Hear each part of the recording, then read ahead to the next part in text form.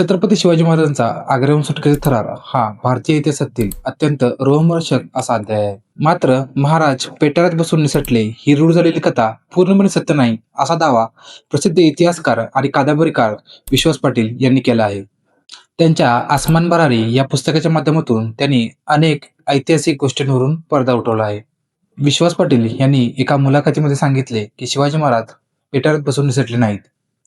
औरंगजेबाला शंका आली होती म्हणून त्याने पेटाऱ्यातून प्राण्यांची वाहतूक करून पाहिले होते. त्यावेळी जहांगीरच्या काळातील चिडियाखाना नावाच्या संग्रहालयातून 2 हरणे पेटाऱ्यात बसून पाठवले झाले होते. महाराजांच्या वजनाचे मोठे हरिण आणि संभाजी महाराजांच्या वजनाचे छोटे हरिण असे हे नियोजन होते. प्रवासाअंती मोठे हरिण हे मृत अवस्थेत सापडले तर छोटे हरिण बेशुद्ध पडले. औरंगजेबाचा असा तर्क होता की शिवाजी आपल्या मुलाचा प्राण अशा प्रकारे धोक्यात घालणे शक्य नाही. त्यामुळे महाराज दुसऱ्याच मार्गाने निसटले असावेत. छत्रपती शिवाजी महाराजांची सुटका ही अत्यंत धाडसी आणि बुद्धिमत्तेचा नमुना होती. महालाभोवती 2000 सैनिकांचा काडा पहारा असताना महाराज तेथून निसटले. विश्वास पाटील यांच्या दाव्यानुसार महाराजांनी स्वतःचा गोरा वर्ण आणि वेषांतराचा कौशल्याने वापर केला.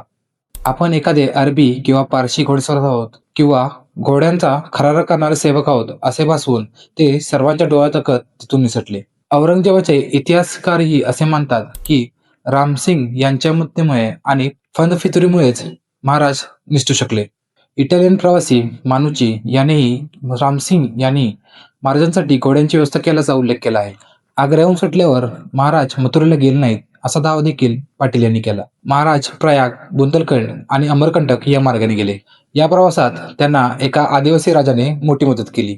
झारखंडमधील पलामूचा राजा हा औरंगजेब विरोधी होता आणि याची महाराजांना आधीच कल्पना होती. पलामूच्या एका मैदानाला आजही शिवाजी मैदान असे नाव आहे, जे 200 ते 300 वर्षापासून अस्तित्वात आहे. संभाजी महाराज प्रवासादरम्यान आजारी पडल्याने त्यांना त्रिमल बंधूच्या ताब्यात देऊन मथुरेला पाठवण्यात आले होते. तर महाराज वेगळ्या मार्गाने महाराष्ट्राकडे निघाले. या ऐतिहासिक संघर्षात औरंगजेबाची बहीण जहानारा बेगम हिनेही महत्वाची भूमिका बजावली होती. रामसिंहने तिची मदत घेतली होती आणि तिने महाराजांना भावाप्रमाणे मानून मदत केली होती. तिच्यामुळे महाराजांना 60 लाखाची हुंडी मिळू शकली. महाराज आग्र्याहून सुटल्यानंतर 90 दिवसांनी म्हणजे 20 नोव्हेंबरच्या सुमारास राजगडावर पोहोचले. त्यांच्यासोबत महाराजांसारखेच दिसणारे मिराजी रावजी हे सहकारी होते.